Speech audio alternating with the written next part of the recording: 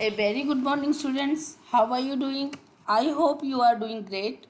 Today we are going to study a chapter Tea from Assam, that is the part C from chapter 7 Glimpses of India from class 10th first flight book. This is written by Arup Kumar Datta. Let us see the brief introduction of this chapter. Pranjal, a youngster from Assam, is Rajveer's classmate at school in Delhi.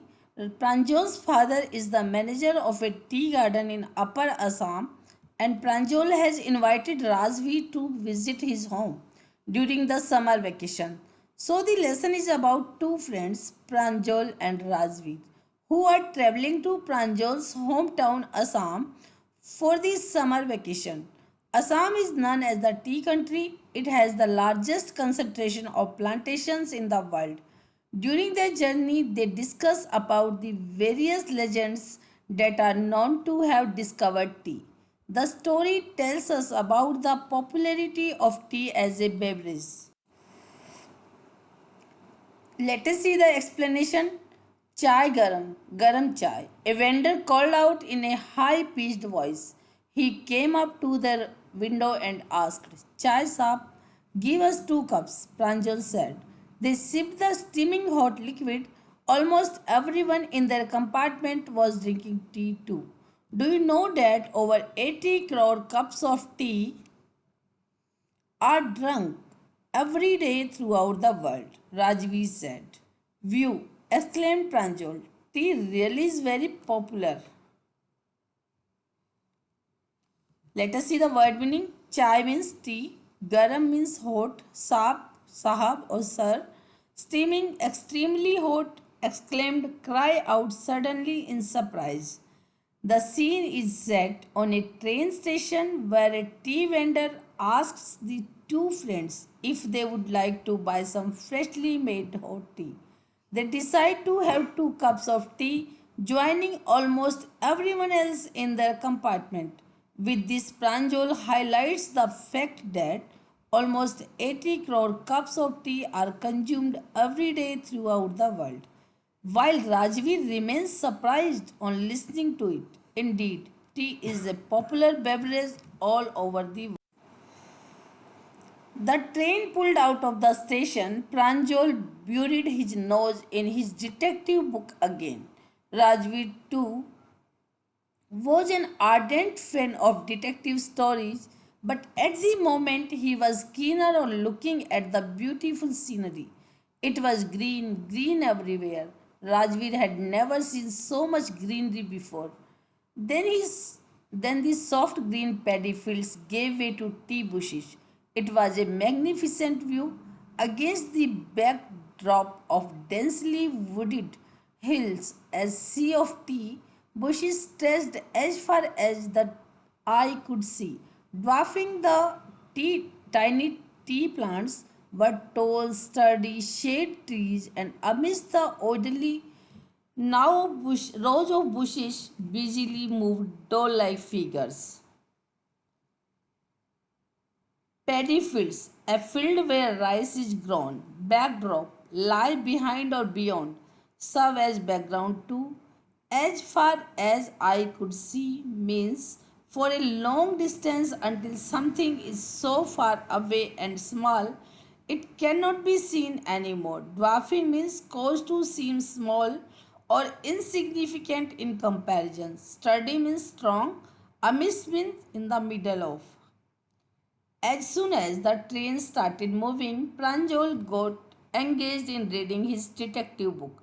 Both the friends were huge fans of detective books, but Rajveer chose to look at the scenic beauty at the moment. There was greenery all around, something Rajveer had never seen before. After the green paddy fields came tea plantations.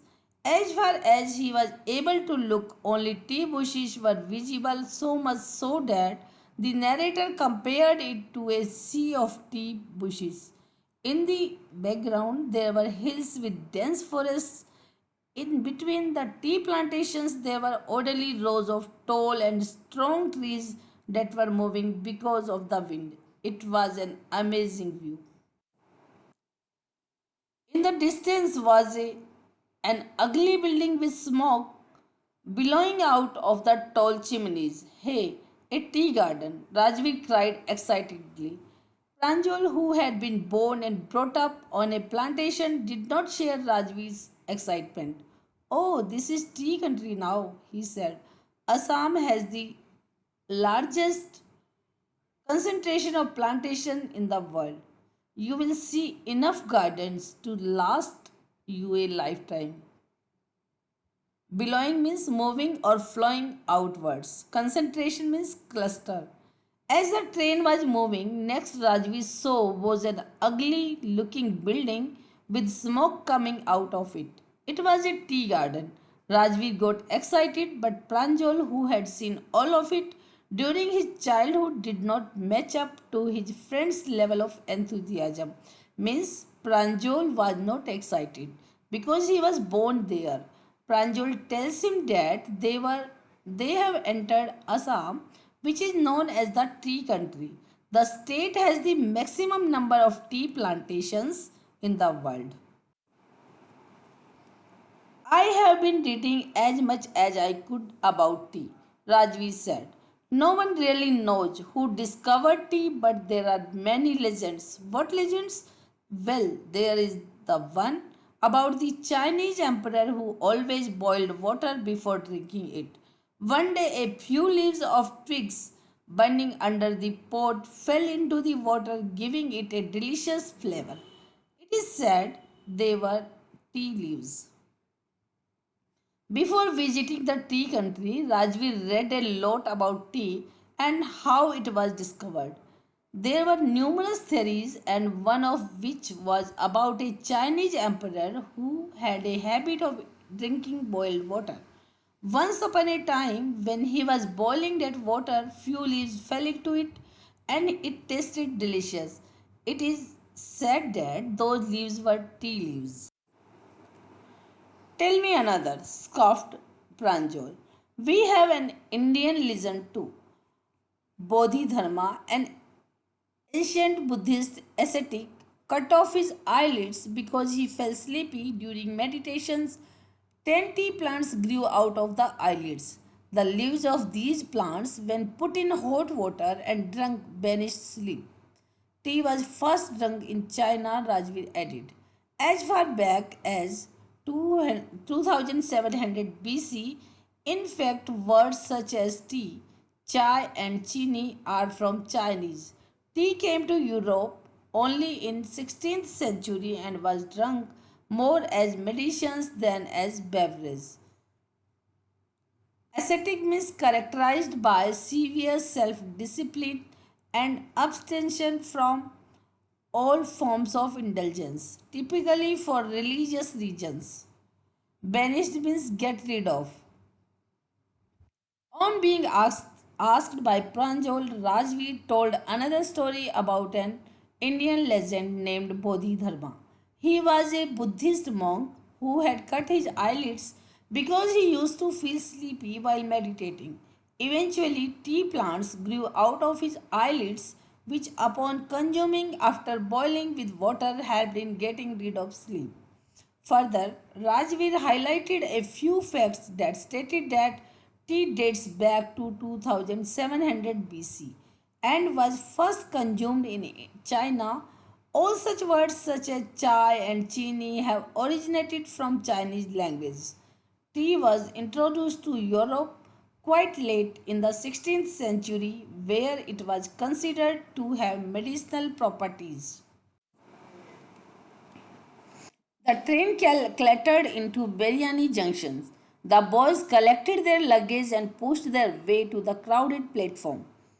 Pranju's parents were waiting for them. Soon they were driving towards Dekiabari, the tea garden managed by Pranju's father. An hour later, the car veered sharply off the main road. They crossed a cattle bridge and entered Dekiabari tea estate. Clattered means loud noise made by the train brakes. Veered means change direction.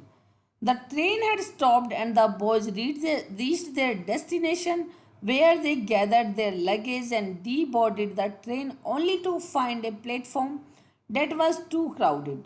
Pranjol's parents had come to receive them. After almost an hour, they reached Dekhiabari, Pranjol's tea garden, after taking a turn and making their way through a cattle bridge.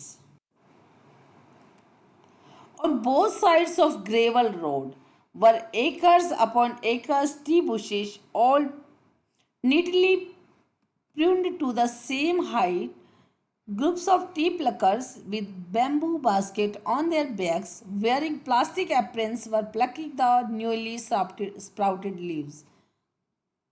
Gravel means small, rounded stones, often mixed with sand. Pruned means cut away from a tree.